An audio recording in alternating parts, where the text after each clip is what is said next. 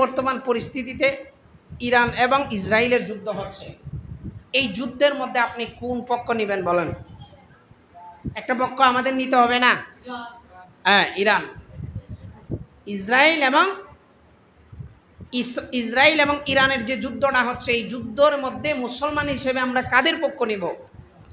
উত্তর হচ্ছে আমরা ইরানের পক্ষ নিব। কেন পক্ষ নিব?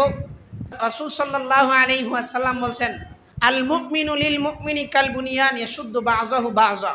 মুমিন হচ্ছে একটা দেহের মতো, এক পাশে ব্যথা করলে অপর পাশ এই ব্যথা অনুভব করে।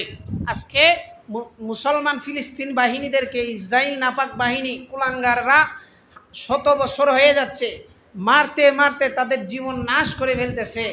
সেই ইসরায়েল বাহিনীকে ধ্বংসের জন্য যদি কোনো একটা পাগলও আজ্ঞায় যায়, সামনে বাড়ায়, আমি একজন মুসলমান হিসেবে তারা সমর্থন দিব। সে যদি পাগলও হয়, মুসলিম হিসেবে আমার জন্য কর্তব্য তারা সহযোগিতা করা। এখন বুঝলাম যে ইসরায়েল এবং ইরানের দ্বন্দ্বের মধ্যে আমরা ইরানের পক্ষে থাকব। এখন প্রশ্ন হইল, আমরা কি ইরানের পক্ষে থাকবো না শিয়াবাদের পক্ষে থাকবো? এখন শিয়া কি জিনিস অনেকেই বুঝে না। আচমকে যাবেন, হুজুর ইডি আবার কি জিনিস? এজন্যই আমি বয়ানের মধ্যে বারবার বলি, যুগ অনুযায়ী যদি চিন্তা চেতনা না থাকে, ইমান বাসায় রাখা বহুত কঠিন। ইরানের মধ্যে যারা থাকে, অনেকেই জানেন ইরানের এক প্রকার লোক আছে শিয়া। শিয়া মানে তারা হযরত আলী রাদিয়াল্লাহু তাআলা আনহুকে আল্লাহর রাসূলের পরবর্তীতে তারা আলী রাদিয়াল্লাহু আনহুকে বেশি সম্মান দেয়। হযরত ফাতেমা, হাসান হুসাইনদেরকে সম্মান দেয়।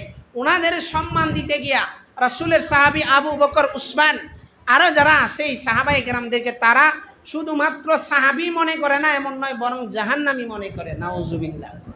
এই জন্য আমি কথাটা বলছি, আমরা কি ইরানের পক্ষে থাকবো না শিয়াবাদের পক্ষে থাকবো? আমরা অবশ্যই ইরানের যে ভালো কাজগুলো হচ্ছে, এই ভালো কাজের পক্ষে থাকবো, শিয়াবাদের বিপক্ষে থাকবো। বুঝতে পারছেন? এই জন্য এখন এই কথাটা এই জন্য বললাম, যেহেতু ইরান মুসলমানদের পক্ষ হয়ে যুদ্ধ করতেছে, অনেকে একদম খুশির সুরে ইরান যা বলবে তাই মানতে বাধ্য হয়ে যাবে, বিষয়টা এমন নয়। আমরা ডক্টর ইউনূসকে কি জন্য গ্রহণ করছি? শেখ হাসিনার বিকল্প হিসেবে ডক্টর ইউনূসকে এদেশের মানুষ মনোনয়ন দিছে। ঠিক তদ্রূপ ইসরায়েল বাহিনীর বিপক্ষে, ইসরায়েল বাহিনীর বিরুদ্ধে ইরান যাওয়ার কারণে আমরা ইরানকে সাপোর্ট দিতেছি।